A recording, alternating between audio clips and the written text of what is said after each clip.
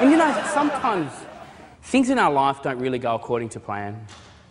You know, we can sort of plan our lives to go one way, but life situation, life circumstance will take us a whole different way.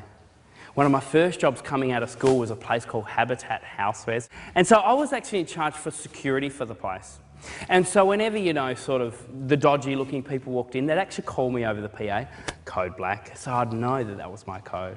On this particular day, these 5 guys, they walked in, they just looked dodgy. It was a hot day, they were wearing jackets, they were young blokes. They called me over the PA, I went down to the department. And I remember so clearly, one of the guys, he picked up a couple of things off the shelf and he chucked it in his jacket. And the 4 other guys, they stood right there next to the door, and that 5th guy just bolted. And so me being me, I'm thinking, man, I'm going to chase this guy. This is a little bit exciting. And so here I am, I'm chasing him straight down the middle of the mall. As he was running out of chicken feed, he tripped and he fell. And I caught up to him. And he stood up and his face was bright red. He was really embarrassed. He was only a young bloke, maybe 13, 14 years old. And I said to him, I said, hey man, is this the way you want to live your life? Is this the way that you want to live your life?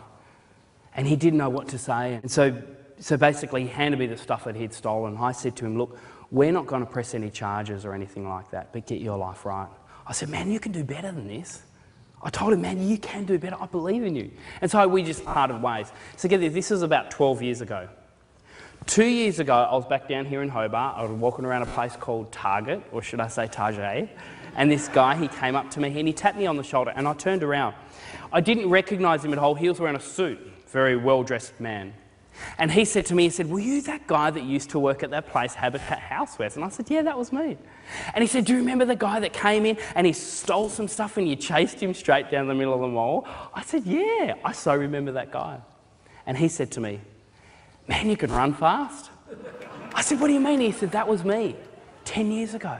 I said, you're joking. And he said, whatever you said to me that day 10 years ago completely changed my life. He said the very next day after I caught him stealing some stuff, he went out and got a resume, went and got a job, and at the time he was one of the assistant managers of Target down here in Hobart. How cool is that? Yeah. You know, it's interesting, the power of encouragement.